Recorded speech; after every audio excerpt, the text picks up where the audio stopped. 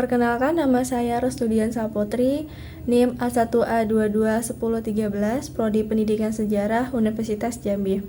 Selanjutnya, di video ini saya akan menjelaskan teori belajar dan mengajar dalam perspektif psikologi pendekatan konstruktivis, di mana video ini dibuat untuk memenuhi tugas UAS pada mata kuliah Psikolog Pendidikan dengan dosen pengampu Ibu Lisa Brukmana MPD. Sebelumnya, tahukah kamu mengenai pengertian belajar? Nah, pengertian belajar yaitu adalah perubahan perilaku sebagai hasil dari proses pengetahuan melalui pengalaman dan pikiran. Pada prinsipnya, belajar adalah adanya perubahan tingkah laku yang berkesinambungan yang memiliki tujuan dan terarah secara positif dan rasional. Belajar ialah proses dan merupakan unsur yang sangat fundamental dalam setiap jenjang pendidikan. Dalam keseluruhan proses pendidikan, kegiatan belajar merupakan kegiatan yang paling pokok dan penting dalam keseluruhan proses pendidikan itu sendiri. Menurut Trianto, proses belajar berjalan lewat banyak langkah, baik disengaja maupun tidak disengaja, dan berjalan selama saat menuju suatu perubahan pada diri pembelajaran.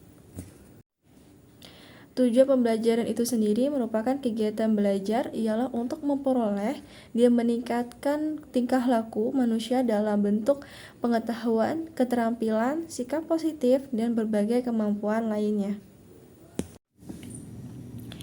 Pengertian pendekatan konstruktivis. Pendekatan konstruktivis adalah pendekatan dalam pemahaman dan pembelajaran yang menekankan peran aktif individu dalam membangun pengetahuan dan memahami dunia di sekitarnya.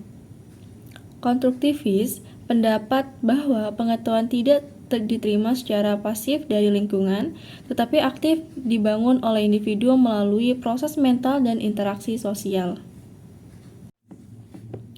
Menurut pendekatan konstruktivis, individu membangun pengetahuan melalui proses kognitif yang melibatkan pengorganisasian, interpretasi, dan penyusunan ulang informasi yang diterima dari pengalaman dan interaksi dengan dunia sekitar.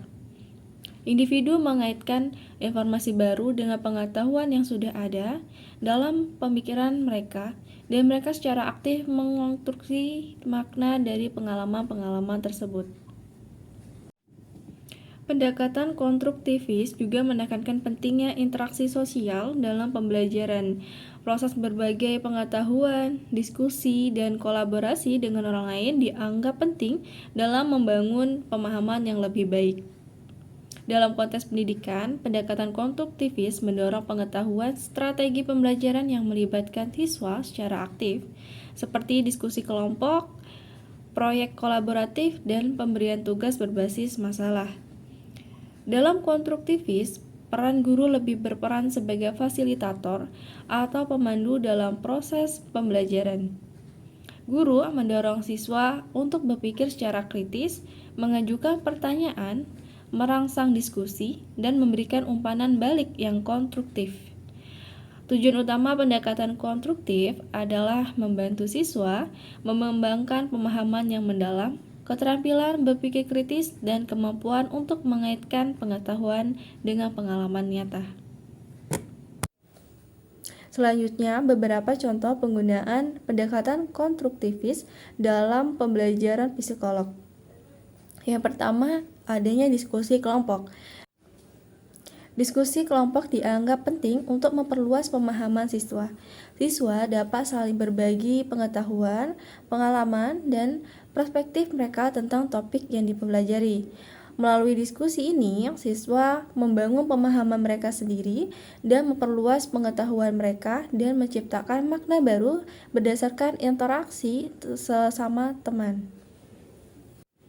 Contoh yang kedua yaitu studi kasus. Merupakan studi kasus dalam pembelajaran konstruktivis memungkinkan siswa untuk menetapkan teori-teori psikologi yang dipelajari ke dalam konteks kehidupan nyata. Siswa diberikan skenario atau situasi tertentu dan mereka diminta untuk menganalisis, menginterpretasikan, dan mencari solusi berdasarkan pemahaman mereka tentang konsep-konsep psikologi. Melalui proses ini, siswa secara aktif membangun pengetahuan dan mendalam pemahaman mereka.